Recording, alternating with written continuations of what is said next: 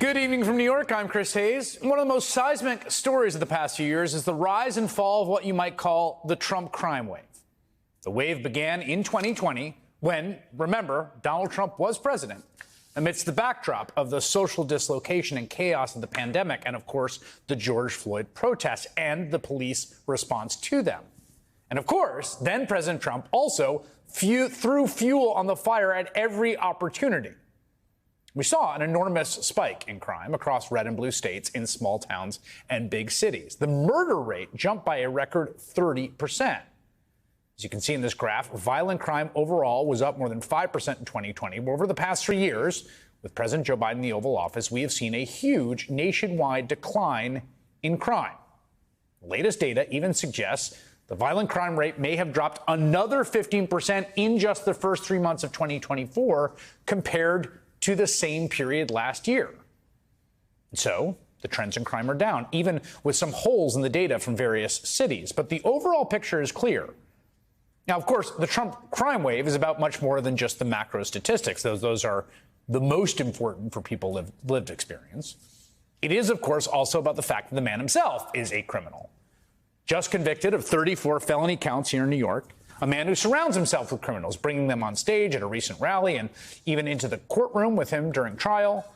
Donald Trump believes that following the rule of law, and this is crucial, is for suckers. He has imbued the Republican Party with his mafia ethos.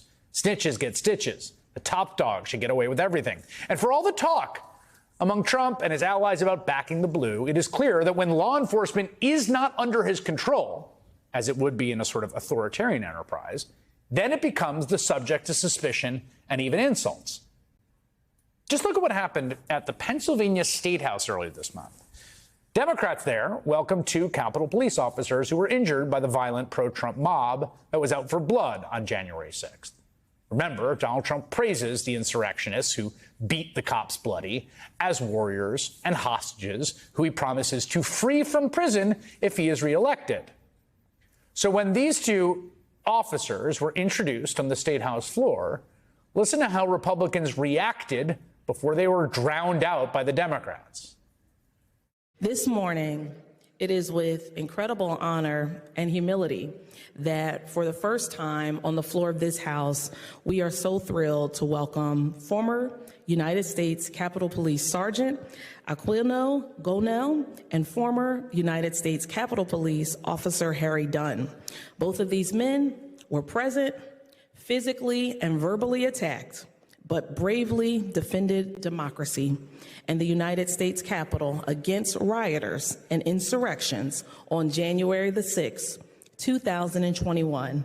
They are traveling the nation and sharing their stories to raise awareness to the threats of democracy in our nation. Sergeant Gonell and Officer Dunn, please stand. Welcome to the floor of the House. So Pennsylvania Republicans, you could have heard it there when she talked about threats to democracy. They not only booed and jeered at Sergeant Gonell and Officer Dunn, many of them actually walked out, according to several lawmakers who were there on the floor. And again, it doesn't stop there, right? Whenever any parts of the machinery of law enforcement, state level, federal level, is brought to bear on Donald Trump or his followers, then those folks who are involved in that become the target of violent intimidation and threats. Just about always. Here's an example. Last week, a Texas man was arrested and charged with threatening an FBI agent involved in the Hunter Biden investigation. Now, to be clear, because this headline you might have seen in the periphery, this man was not a Biden fan angry about the conviction of the president's son. No. Rather, he was a Trump supporter angry about a slew of false claims about Hunter Biden and the 2020 election. And you might say, well, these are just the fringes, and there's something to that, but it does go well beyond that. Last month, Donald Trump's allies in the right-wing media went on this crusade against Joe Biden's Department of Justice and the FBI. They took a totally standard part of the warrant used for the document search at Mar-a-Lago, and they turned it into an assassination conspiracy theory. The Biden administration authorizing the use of deadly force during the FBI's raid on former President Trump's Mar-a-Lago estate in August of 2022. They were actually thinking of using deadly force, or it's on the table that might be necessary at Mar-a-Lago? Authorized armed agents to use deadly force in the Mar-a-Lago raid. That is insane. Is there any justification for that? Absolutely not. My mind as a prosecutor goes to maybe they wanted the engagement of physical force. Maybe they wanted to come in without FBI, without, DOJ, without all of that, identifying so that they could engage in deadly physical force. Why was Merrick Garland prepping for a possible, shootout? Deadly force. Does that mean that Joe Biden was authorizing the FBI to if it came to that and he resisted arrest, it would be okay to kill Donald Trump? That's what it seems. Okay, that's just a sample of the coverage, right? This got spun up that this was essentially a Biden assassination plot against Donald Trump. And of course, Trump himself jumped right on the conspiracy bandwagon. He blasted out a fundraising email trying to make money off it. Quote, breaking, Biden's DOJ was authorized to shoot me. Joe Biden was locked and loaded, ready to take me out and put my family in danger.